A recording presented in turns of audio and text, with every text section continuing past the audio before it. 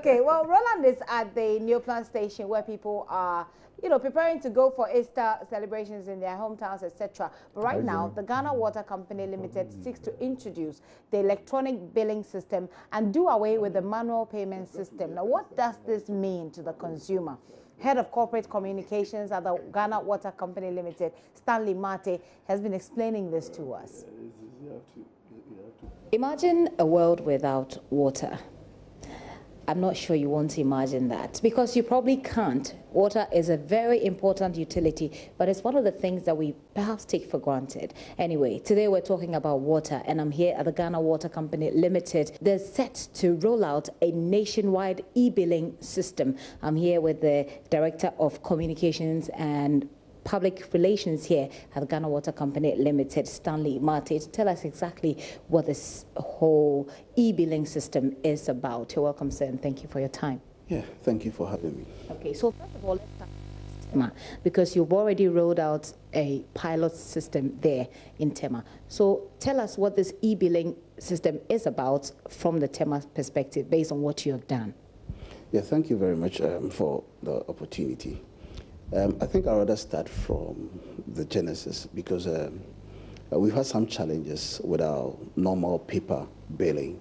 You know, what used to happen was you will consume the water for a month. Our meter readers will come around to read your meter, send the information to our data processing unit. It will be processed, printed, and sent to you after a minimum of 30 days. So it takes about a month or two for you to receive your consumed water and your bill. So it brought a lot of challenges. Challenges were especially times where people do not have access to water in a particular month, then they tend not to accept the bills that they have, forgetting that they had consumed the water previously. For instance, if in a particular month they do not have access to water, let's say a month or a week or some days, they get their bills. They forget that the bill that they have currently is a consumption or a bill for previous consumption. Okay, so then they tend to say, but this month I've not had water, why have I been billed? Or this month I've not had enough water, why have I been billed this amount? So in order to get rid of those things, we decided on something. Now, the company itself has always looked for innovative and creative means in serving our customers very well. So even in our water production, we always look for innovations. We do a lot of research and all that into our water treatment so that we can serve our customers better. We also had challenges where people say that we have not seen our meter readers, but they have sent us a bill. So it means that the assumption is that the meter readers haven't read the meter, but they've managed to send us with a bill. So in our parlance, we say armchair reading. Okay, so then the assumption is that the meter reader sat somewhere, concocted something, and then sent it to the data processing unit. But it doesn't work like that. It doesn't work like that. Now, with the data processing unit, it was also done manually. So, because when the meter readers bring the information manually, handwritten, they also have to key into the system. We've tried severally, and the best way was to come out with a system where it would be devoid of human intervention, like what used to happen in our data processing unit.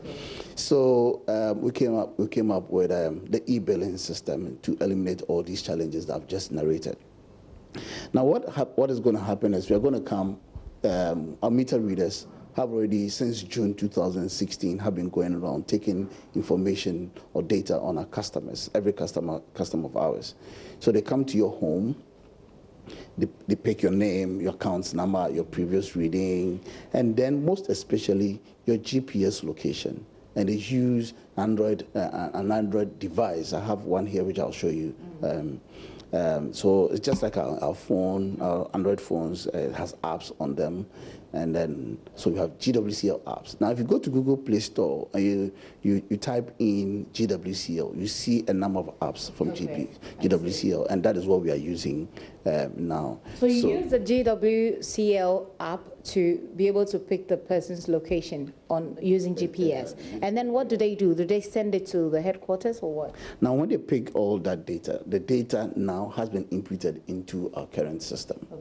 Okay, so and linked with the GPS location of your meter within your property. So what happens is that if the meter reader comes into your home, it's going to come with an Android device and pick the GPS location of the meter. Okay, now when he picks, then there's the synchronization with the previous data that has been picked. Then your information, the customer information can come on. Okay, help me to understand this. When you... Now, I come to your home, because I already have your data in our system, including your GPS location. I come anytime that I have to read your meter, or the meter reader has to read the meter, he has to come with an Android device. And then pick the GPS location again. Now, it synchronizes with what you have in your system. So what happens is that you begin to see the information of the person. Exactly. So if he doesn't get the accurate GPS location of the meter, it means you will not get the customer details. Okay. So a meter reader cannot bill you when he hasn't been to your premises. Okay. So now this brings some form of accuracy where or the customer's complaint of we not seeing our meter readers or armchair reading or whatever is eliminated. Okay. You understand? So now when there's that link or that synchronization, your information comes up. He takes a picture of the readings on the meter. I'll show you a meter too. Okay. Well, perhaps we can take the meter in right now, and then you know, so we can demonstrate it, and then so we're still having a conversation with Stanley Mate, who's head of PR and communications here at the Ghana Water Company Limited, and he's taking us through the process of e-billing system and what they intend to do. What problem will it solve? One of the problems that he says it will solve is the issue of accuracy of when it comes to reading of meters at home, because they've come by issues like that where people do not understand why they don't see their meters, but yet they're being billed. So hopefully that will solve that problem. So this is a sample of a meter, and all our customers have this. Close to 80% of our customers are metered, so they have this in their homes. And this is the Android device. Okay, just like it's just our phone. Yeah, but it hasn't got the caller properties, so you can't use it for a call. Phone. If I have my phone and I still use it to make a phone call, I could still use it for this, right? Yes, but is this a special phone? No, it's the normal Android phone. Okay. You can see all the apps on without a caller app. Okay. So I can't just use it. I can't use it for a call, but I can download any app at all onto it. No, what I don't understand is that if I have my phone, can my phone look for your just you? If you have your phone, you can download all our apps, but you're not registered in our system, so you can't use it in reading. But you can download just like you download any application on the phone. So you could use any Android phone. That's the point I'm trying to make. At all, okay, which has a Google Play Store. Okay, application on it, and then you download or any other application that you want from Ghana Water Company. Right. So now show us how it works, and so you go to Google. You go to the Play Store. You can see this app, this GWCL registration. Okay, so you click on, and then you can see Ghana Water Company Limited e-water registration. Okay. So you see it, and then the meter reader has its details on. So he comes to your home with this device, and then where your meter is located, he goes there and then tries to get the GPS location of the phone. Now, when he does that, the customer information will come on the information if he gets the accurate GPS location. Okay. Then he takes a picture of the meter. So to show, you can see the readings, the calibration on it. Okay, so it will show. Now, if it shows, then he has to input it again manually. Now, with the picture and the manual input should be the same. If there's any disparity, there'll be a prompt on the device that there's a difference. So then he has to do the correction. So this one also eliminates that wrong billing. Okay. So there's no chance that you'll be billed. You would have to pay much more than you spent in terms of the water. No, because your meter will show. The Android device will pick the exact. So this is what you did in Tema, is that correct? Yes, and not only in Tema, but we'll roll it out now in 4 regions. Okay. And that's the first phase. But the pilot started in Tema in June. Okay. How well would you say the pilot went in Tema? I think customers within that area were texted to the fact that everything has worked very well. Now they've seen a copy of their hard copy bills, and then they've seen the e-bills on their phones as well. It is the same. And you can see on the screen. Now, when the meter reader takes the reading and everything is okay, he sends it. It goes into the cloud, works everything out, and then sends you a text message and or an email. Okay, so we've been to customers' homes to collect their cell numbers and their email addresses if they have it and if they want to give it out. Or if you want to receive your bill via email, okay, then you also give your email out. How many details have you collected so far in terms of the emails and the text, the telephone numbers? Because you need people's telephone numbers to be able to tell them. Now, with the 4 regions, we have done close to 80% of our customers. Okay. And therefore, so with the rest, I would wish to. We've had a few challenges because some of the customers didn't know why they should give their numbers or email addresses out, so they refused to. Although we have picked other details. So now that they see it roll out, I'm sure they will support the process. So we're urging everybody. If you haven't been to your home yet, please, when our customers come around, please support us, give them the details. It wouldn't be used for anything, but just to bill you. Well, it's easier for you to say it wouldn't be used for anything, but this is we're living in a very technologically savvy times where people are technologically savvy and they know what these things are about. People know what they can do with details, and that's why they're worried about giving their own details out. But let's look at the places you've been. Okay. You may have a point, but this is a well-organized organization where we will have to keep the details or some information from our customers very sacred. Very sacred, right. So you've done Greater Accra region. I don't know how, which part of Greater Accra regions really you've been, but you've done Greater Accra region, the Central, Ashanti, and the Western region. And you say you've collected about 80% of the data that you need. How many people are we talking about here? Do you have those statistics? Yes, maybe I may have to calculate, but 80% of what we've done now is more than 300,000. More than 300,000 people. Because our total customer strength throughout the country is close to 600,000. And the major chunk of our customers are within these regions that I've mentioned. So in doing 80,000 of these regions, I'm sure we have done more than 300,000. I see. I could get the information for you. Right, very well. We live in a place where illiteracy levels are... We are still collecting data, so by the minute there's some increase. Okay. In the number of customers that we have picked the detail. Fair enough. We live in a place where illiteracy levels are high. Not everybody can read.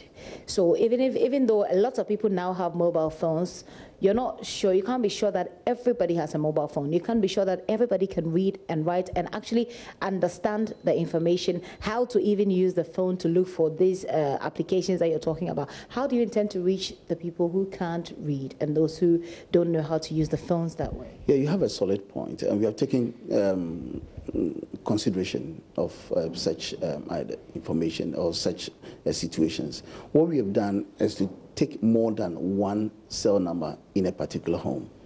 Okay, so for instance, if the landlord or the landlady of the home cannot read, okay, we collect either a tenant or a relative of the landlord's number as well. So it is the landlord who will request that, okay, I want Mr. A or Mr. B's number also to be added. So we are taking a minimum of 2 cell numbers in every property. Unless, of course, the landlord decides that, no, I'm the only one who wants to receive it. Okay, and if you have an email address, why not? You could add it, and then we will send information also into your email. So every customer is expected to receive a minimum of 2 bills on 2 cell phones, minimum, and or your email address. I see. You spoke a lot about challenges that the Ghana Water Company has faced working this out. What are these challenges and how does it affect the consumer at the end of the day? Yes, I think I've made mention of a few, talking about the errors that sometimes. No, specifically the challenges you've had to deal with this e-billing system. Oh, okay, fine. People do not want to give their cell numbers out for obvious reasons, like you said initially. So what we want to assure them is that their numbers are safe in our system. They can't and wouldn't be used for anything other than their billing. And every customer can also receive it on not only on an Android phone, but even on a YAM phone, because it's going to come as a text message. Okay. So yes, you can receive it. And then sometimes when we get to people's premises, it's difficult for us to have access. Okay, either they are not at home, or they sometimes even refuse to allow people in. Yes, because these days you can't really be sure. Yes. So we're even working on how we can eliminate that as well. So very soon we'll also be rolling out what we call smart meters, and I have a sample of the smart meters here. Okay. Now, when a smart meter is installed in your home, the meter reader shouldn't be in the premises to enable him get the details. We also have, there's another device that as you drive or walk along the property, you can be picking the information, and that's smart metering, and we will get there soon. We have taken delivery of 40,000 as I speak of the meters. Now we'll somewhere next week we'll start the installation in some locations that we have identified. Which locations are these? They are mostly gated communities where we're going to start with, because we all will appreciate that with such areas, it's easier when you want to implement some of these things, because people will appreciate it better. Okay, so when it works out and we're able to buy more meters, then we'll keep rolling it out, and then hopefully we should be able to roll it out through the country. It's expensive. I mean, the smart meters. So rolling it out.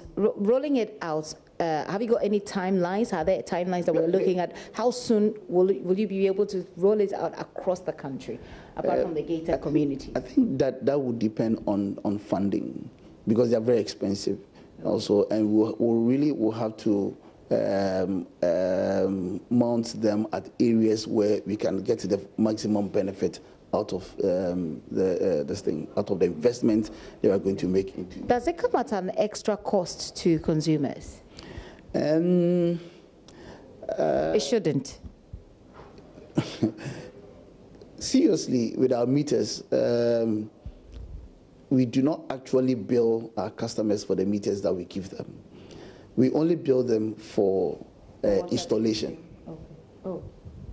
You understand? So in installing the meter, we'll bill you, but you wouldn't pay for the bill.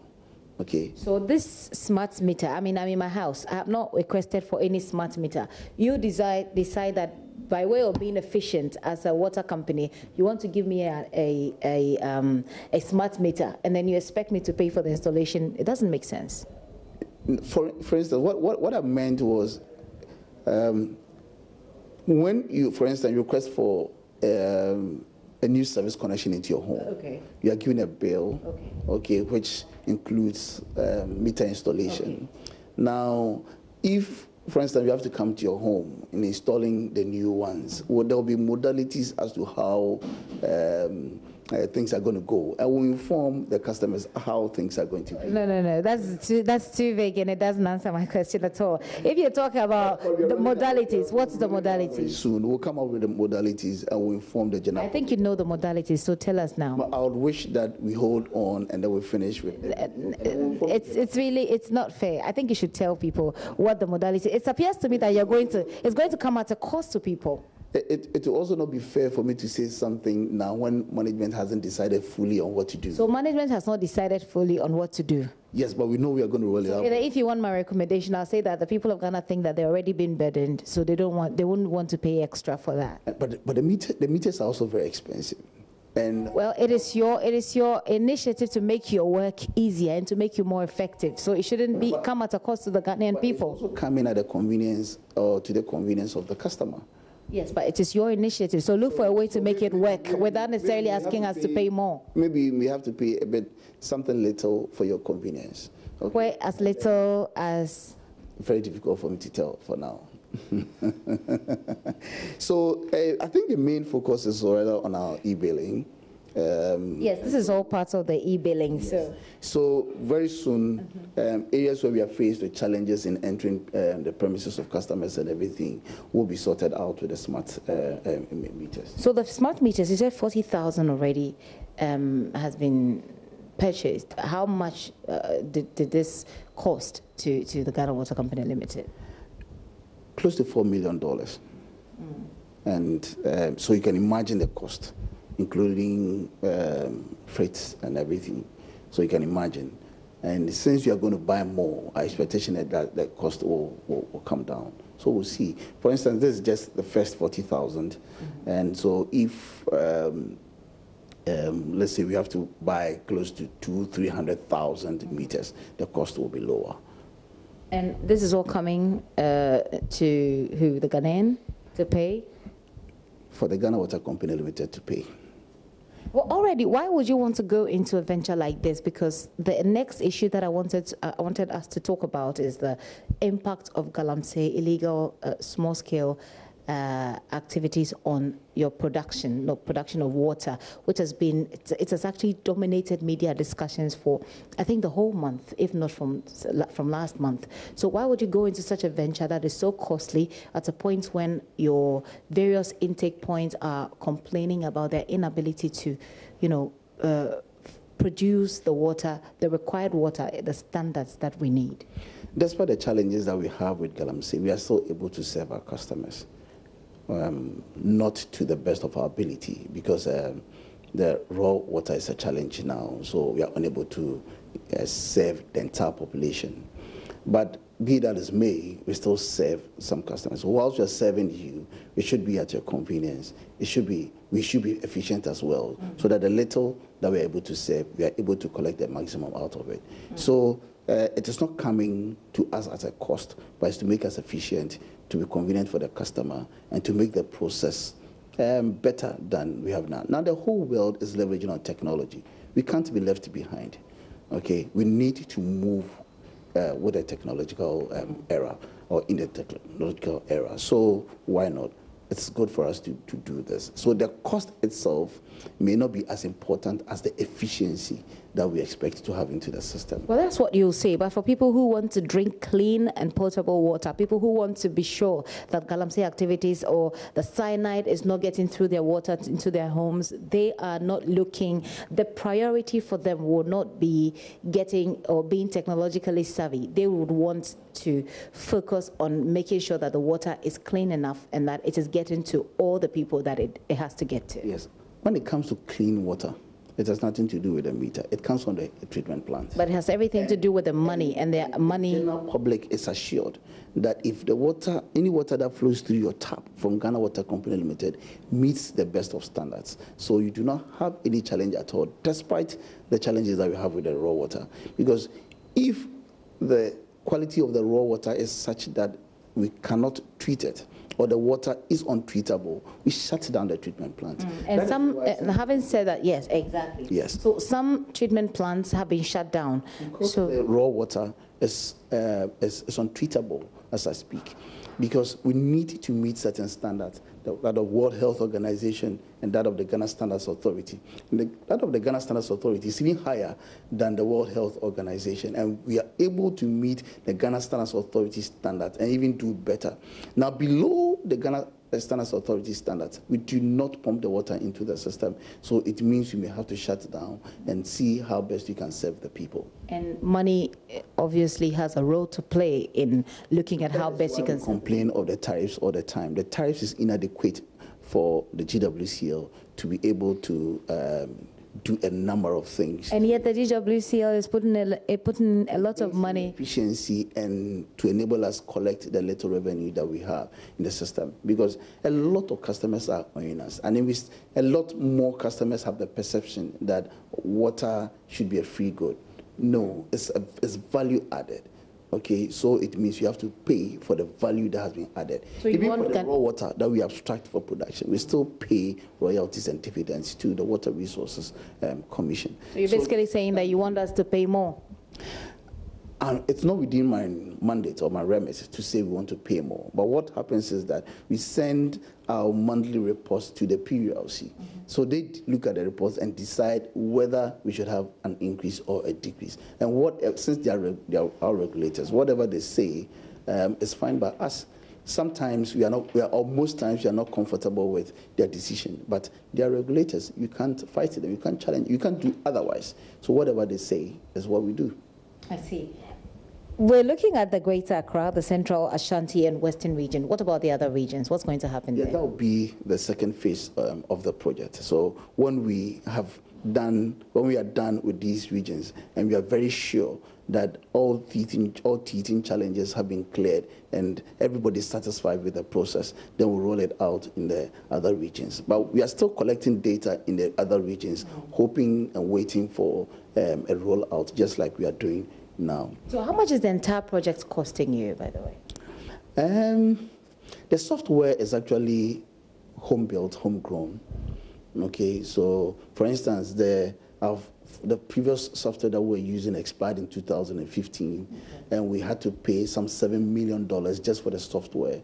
And we also had to pay annually $100,000 to service the software and all that. That was very expensive. But this is far lower, far cheaper because it's homegrown. We have authority over it. We can manipulate and change it anyhow with any innovation that comes on board. So it is not that expensive. Okay, and these Android phones are also not too expensive. You could see that it is not like an iPhone or. So how much is this one? This one is costing us less than this thing, 150 cedis. So you have to buy Android phones for all your meter readers. How many are they? Our meter readers are less than 100 throughout the country. Less than 100?